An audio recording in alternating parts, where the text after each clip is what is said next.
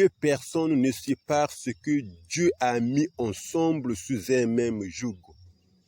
Aujourd'hui, je n'arrive pas à comprendre comment le père des églises peut autoriser les divorces et le remariage. Donner une lettre de divorce, ce n'était pas la loi de Dieu, même pas sa volonté permissive, mais c'est Moïse qui l'a ordonné pour maîtriser la dureté du cœur des fils de Jacob.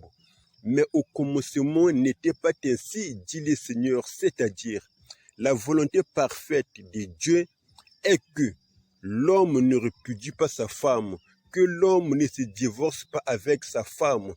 Le Malachie 2,16 le dit. Dieu est la répudiation, Dieu est le divorce. Mais on trouve ces choses, ces lois dans les textes fondamentaux de l'Église. Il va se référer sur le livre de Matthieu 19. Vous n'avez pas compris ce livre. Pourquoi Jésus parlait, en fait, pour cause d'infidélité? Il y a d'abord une condition. Vous, les pères des églises, vous êtes honnêtes devant Dieu, vous êtes fidèles, et pourtant Dieu vous a rejeté, et pourtant Dieu a divorcé avec vous. Alors pourquoi vous autorisez aux hommes de divorcer? La Bible dit, si un frère, c'est-à-dire ta femme ou ton mari, car ta femme c'est ta sœur et ton mari c'est aussi ton frère, a péché contre toi, quel que soit le péché, tu dois lui pardonner 7 fois 70 fois, c'est-à-dire 490 fois par jour, dit le Seigneur. Donc, si ton frère, ta femme ou ton mari a péché contre toi, t'a trompé en couchant avec un autre homme ou avec une autre femme, va et réponds-le entre toi et lui. S'il ne t'écoute pas, prends encore avec toi 1 ou 2 personnes afin que par la bouche de 2 ou 3 personnes, toute parole soit ferme. Mais s'il refuse de les écouter, dis-les à l'assemblée. Et s'il refuse aussi d'écouter l'assemblée, qu'il soit pour toi comme un païen ou païenne. Là, tu peux maintenant divorcer avec la personne.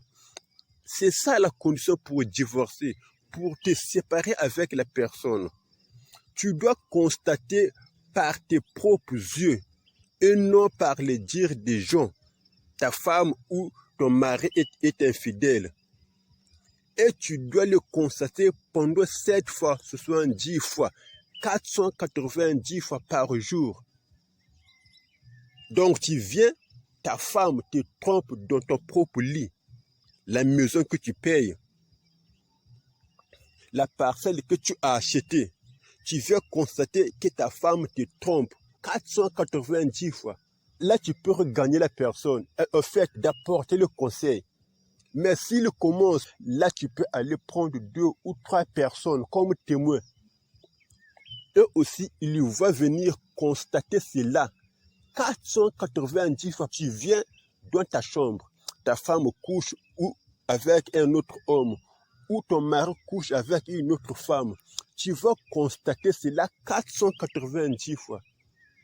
Si cela est validé, là tu peux aller appeler maintenant l'assemblée ou l'église. Et aussi, il va venir constater cela 490 fois. Là pour toi, la femme, tu peux considérer ta femme comme une païenne ou ton mari comme un païen. Là, la Bible dit, tu peux te séparer avec la personne, c'est-à-dire divorcer. C'est ça quand le Seigneur parle pour cause d'infidélité.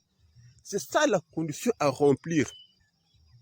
Tout ce que les hommes vous disent pour cause d'infidélité, c'est parce qu'ils ne comprennent pas la parole de Dieu. C'est tout simplement ça. Ils n'ont pas les yeux pour voir et les oreilles pour entendre, pour comprendre ce que le Seigneur dit, ce que les Écritures disent. Ils sont tous voilés. Le Seigneur dit, si tu sais que tu n'as jamais péché, tu es fidèle devant Dieu, alors jette la première pierre sur la personne. Toi l'homme, es-tu fidèle devant Dieu? Toi, la femme, es-tu fidèle devant Dieu pour divorcer avec les personnes? Toi, pasteur qui autorise les divorces, es-tu fidèle avec Dieu pour que tu autorises aux hommes de se divorcer? L'antichrist, les esclaves d'antichrist. La seule condition pour remarier, dit le livre de Romains 7, 2, 3, il dit, car la femme mariée est liée par la Torah de son mari tant qu'il est vivant. Mais si son mari meurt, elle est déliée de la Torah du mari.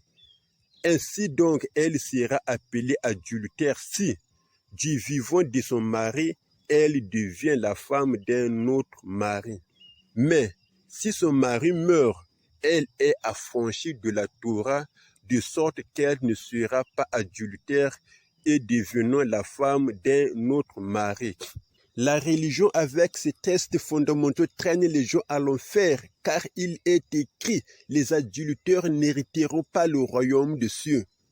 Vous avez bien écouté. Pour que tu puisses te remarier en fait, faut que ton mari, toi la femme, faut que ton mari meure. Là, tu peux te remarier, tu peux chercher un autre homme à qui tu vas te mélanger. C'est pareil pour l'homme. Tant que ta femme est vivante ou ton mari est vivant, même si vous vous séparez physiquement, vous n'avez pas le droit de vous remarier. Vous allez rester comme ça. À condition que vous deux, vous vous réconciliez, vous revenez ensemble, vivez ensemble sous un même toit. C'est ce que dit la Bible. Ne faites pas ce que David a fait. Tu assassines le mari ou la femme de l'autre pour qu'il devienne ton mari ou pour qu'elle devienne ta femme. Ça, c'est un grand péché, dit le Seigneur. Car la loi dit, tu ne convoiteras pas et tu n'assassineras pas. Aujourd'hui, beaucoup font ça. Si aujourd'hui l'Église a voté la loi de divorce et le remariage, car l'Église s'autodirige sans Dieu, elle accomplit ses propres pensées afin de livrer les habitants de la terre dans le péché sexuel, pour faire boire aux gens, aux habitants de la terre, la coupe de la grande Jézabel, qui est assise sur la bête. C'est ça. La même église qui bénit les mariages, c'est la même église qui autorise les divorces. C'est la confusion carrément. Ils disent bien, vous vous mariez pour le meilleur et pour le pire. C'est-à-dire, même si ta femme ou ton mari te trompe, vous devez rester un. Il n'y a aucune situation ou problème qui pourrait vous séparer. Vous vous mariez jusqu'à la mort. C'est ça. La Bible dit dans 1 Corinthiens, le chapitre 7, les versets 10 à 11, « Mais à ceux qui sont mariés, je leur ordonne, non pas moi, mais le Seigneur, que la femme ne se sépare pas de son mari. Et si même elle s'en sépare, qu'elle demeure sans être mariée ou qu'elle se réconcilie avec son mari, que le mari aussi ne quitte pas sa femme. » C'est clair, c'est écrit. Vous avez quel genre de Bible que vous lisez là? Pour que vous autorisez aux gens qui puissent se divorcer, vous les pasteurs paganisés.